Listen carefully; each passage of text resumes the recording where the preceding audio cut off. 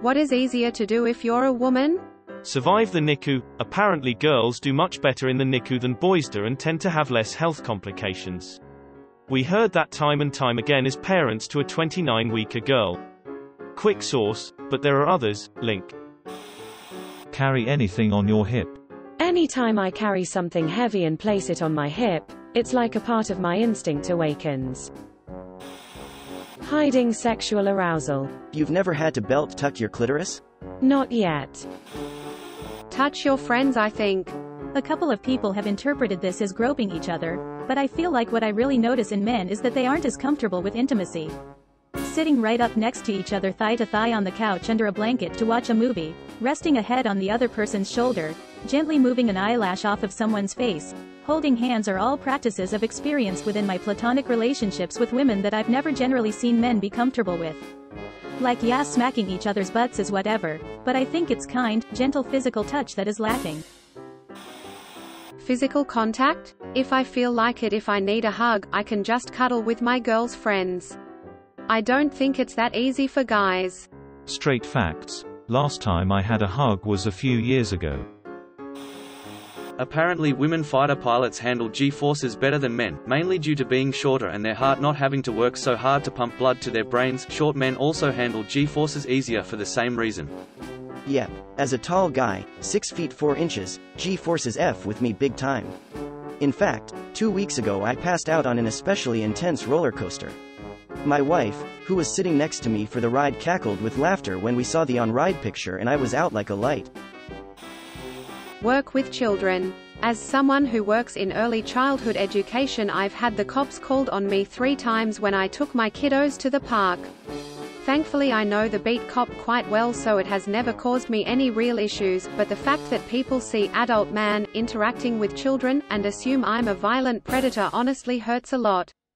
My team is all big, burly, heavily tattooed men, but we are all insanely qualified to do our jobs, but that all means nothing to some random Karen who sees scary-looking me give piggyback rides or do a girl's braids. I had a bad childhood and just want to care of the little ones, kindly F off. Edit, I really didn't expect this post to get the response it did, so I feel like I should add some more information. I'd say about 95% of the families I work with are thrilled to have a man working with their kids, or just don't really care. So many children grow up without positive male role models in their life and are incredibly grateful for the work we do. Men, don't be discouraged thinking you can't work with kids, most people are going to be quite supportive. Boys need men to show them how to be men, step up and help our little guys. With the right certifications and degrees, it can also be a pretty decent paying job with insane job security. To the Europeans saying, found the American, this happened in a European country, stop acting like gender role-related issues are an exclusively American problem, it only makes it harder to address these issues. What do the kids think of us? By and large we are their favorite teachers, and since they don't have a concept of why men like us are seen as intimidating, they just see us with a more objective view. They really like my tattoos, and sometimes draw on themselves or put on fake tattoos to look like us. One of my girls was furious with me one day and drew all over arms and face to look like my tattoos and beard and went around like, her duh, I'm Caucasian delegation, get off the table and get in line. Never have I been so utterly wrecked, I was nearly in tears laughing. Ugh, I remember in college people thinking I was a pedo just because I volunteered teaching art at an inner-city pre-K over winter break. Haven't really felt comfortable interacting with kids ever since. Help a child without suspicion or judgment. Being around a child in general. I've been questioned when I was out with my son before. Changing babies in public. Many men's rooms do not have baby changing stations. Edit. In the United States. Contrary to popular belief, females are also not allowed to change their babies if they don't like them. I'm afraid you're stuck with the one you got. Consoling a lost child in public. More to the perception of male threat, no matter how unfounded. My sister and I have different dads, hers is white and mine is part Hispanic. I've been looking after my nephew when she's at work and stuff, and the amount of dirty looks I get is honestly disgusting. Sit down on a chair without accidentally sitting on yourself. Too close to home. Since the majority of posts here are sexual, I'll bite. Sales. Seriously, female salespeople are on average much more successful than their male counterparts. In my industry, industrial sales, it's an open understanding that our typical sales contact, older middle-aged male, is much more interested in talking to females than males. Huge sales buff if you are young and at least a little attractive. If you are a hard-working, quick-witted and social young female looking for a high-paying job without education requirements, I would strongly encourage you to look into B2B sales. All of the technical knowledge you can learn on the job. Most DG are prescribed to you because a hot girl with a rolling suitcase gave your doctor a free pen. Peter Griffin. I'm not afraid of getting accidentally hit in my private parts. It can hurt, but not nearly as much as men's, I believe. Edit, yes, I've been hurt down there pretty badly before, a chair or a table, but I don't think it's the same because nothing is, now, hanging down there. Plus I always thought like, what if I was a dude and suddenly someone pulled it so hard that it came out completely with all blood and nerves and skin and all that glorious stuff. It's also kinda tricky for someone to kick you in the coochie at the angle needed for it to really hurt. Like I'd almost be impressed. Getting their hand into a Pringle can. F yeah. I do the tilt plus 2 finger grab to get my Pringles fix. Getting tattooed. Maybe anecdotal, but I have spent hundreds of hours in tattoo shops and women seem to sit better from what I have observed. I've heard this from multiple tattoo artists. Out of 100 people who tap out or are big whiners, 90 are men. Women don't have a higher pain threshold but are honestly used to acting like they aren't in pain every month. We've been told since we were preteens to suck it up and deal with it silently. No one needs to hear about gross things like periods, and it's not an excuse. I started birth control at 14 years before I had a boyfriend because of heavy painful periods that started when I was 12. We're talking vomiting kind of pain, sweating, shaking, lightheaded kind of pain. Yet I was expecting to sit in class and do gym class and eventually go to work all while not telling anyone about it and all without complaining. It doesn't hurt just your uterus, it hurts your lower back, your head, your breasts, your muscles. It's like having the flu, including the diarrhea, except every month and you have to pretend to be fine the whole time. I've gotten several tattoos. The one on my foot felt like a scalpel running down my foot over and over. I wanted to scream but I didn't so much as flinch or twitch while getting it done. So it's not that women have an easier time or a higher threshold for pain, it's just that we're used to being in pain and no one caring. Women are constantly dismissed by doctors and other medical professionals for real problems. Too many people tell women it's just in their head, stress, female problems, their weight, or that they are just doing it for attention. My friend had her appendix burst at home because the OR sent her home and told her it was just period pain and to deal with it. I had to borderline harass an OR to look for the source of my sudden intense pain. They tried to send me home twice but I refused. They finally scanned me and I had 2 kidney stones. TLDR, women don't have a higher pain tolerance, they are just ignored or told to hide it. Knowing for certain that the baby is yours. As the Spanish saying goes, los hijos de mis hijas, nietos míos son. Los de mis hijos, no lo sé yo, too, my daughter's children are my grandchildren. Those of my sons, I don't know. Distinguish between colors. I can't find the reference now, but I once read an article where some fraudsters were sneaking into a conference with fake badges. The fake badges had a slightly different shade of color. Women could spot the difference, but men couldn't. Also, women can have the gene and not be colorblind, but if they have male kids it's highly probable and sometimes literally impossible for them not to be colorblind. 1 in 12 males are colorblind versus 1 in 200 females. Having a baby. Super hard as a guy. Seahorses have entered the chat. Small thing but telling what a lotion, deodorant, body wash, shampoo smells like by the label. Women's is just labeled like vanilla or lavender, but men's get dumb-ass names like Wolfhawk or Champion.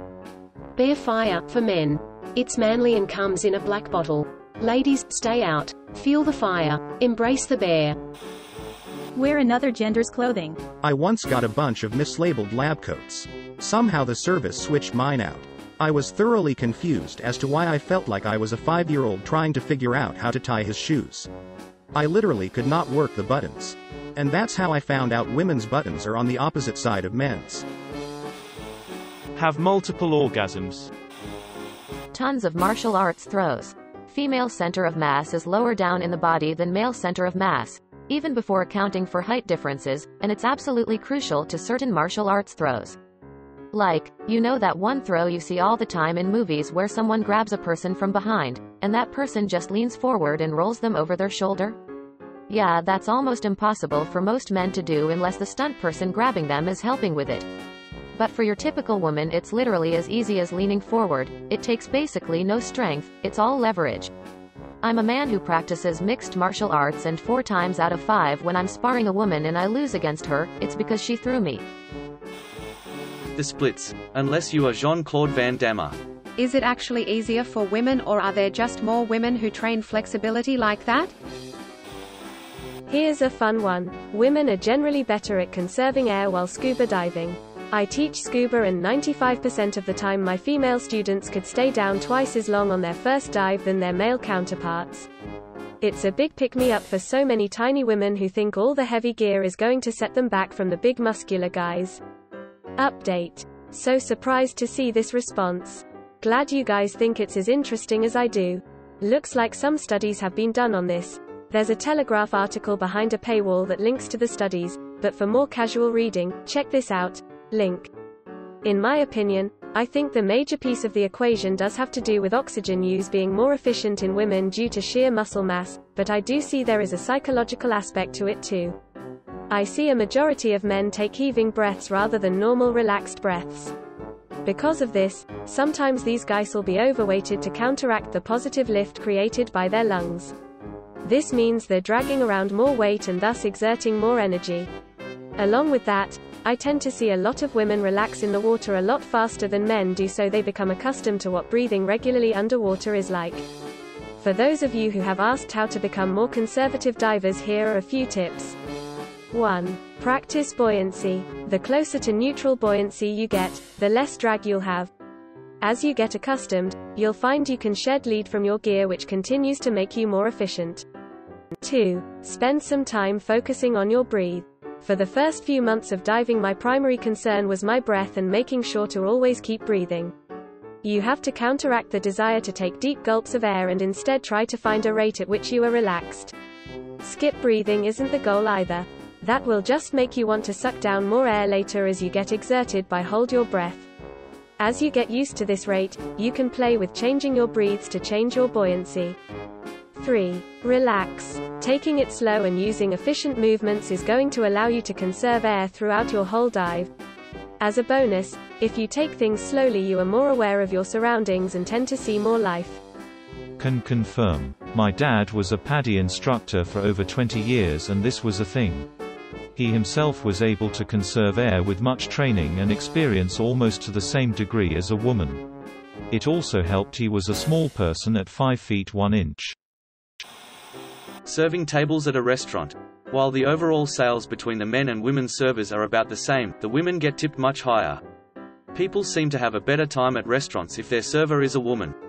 I'm a male server, and I can confirm. The other women who serve at my job make double or sometimes triple my tips. Those ladies get single $100 tips regularly, which I've never gotten. That said, it's not always greener on the other side of the fence. They still have to deal with a lot of harassment and unwanted attention from creepy guys. And don't forget those mean old ladies. They are especially rude to the younger women working there. Peeing while horny. Touch a breast. Why not 2, both? Or you discriminate the other one? There are a lot of advantages to piloting high-performance vehicles that come from being smaller. Better strength-to-weight ratios help with G-forces. Having a smaller distance from your heart to your brain makes you less likely to pass out from stagnant hypoxia. And fitting into small places is great for fighter pilots and astronauts. Obviously, not all women are smaller than all men, but women have a statistical advantage in this respect. Getting a match on Tinder. I made a fake female account in my small town with some friends that were women. Immediately had dozens of matches. The profile picture was of a dog. The fake account was flooded with messages from dudes. While my actual account is a male, never saw a single match. Date a lesbian. Au contraire. My 2 exes will say otherwise. Daycare worker. Really, any profession to do with kids. I'm one of only 3 male teachers in my elementary school. One perk is that I basically get my own private bathroom since the other 2 teachers are at the other end of the school.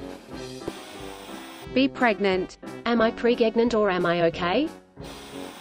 Fun answer. It's easier for women to learn how to rock climb. Men will use their upper body strength as an early crutch and muscle their way up a wall, while women have to develop correct form and technique to do as well when first beginning. This leads to much better climbers from my observation. Sad answer. Physically abuse the opposite sex. Many times if a man is in a physically abusive relationship, others will assume he isn't or can't be abused. There are numerous videos where actors has shown women hitting men in public and at best no one helps, some will even laugh. Switch the roles and everyone comes running to help a woman being physically abused by a man. Thank you for watching. We upload new videos every day, so be sure to come back for more fun.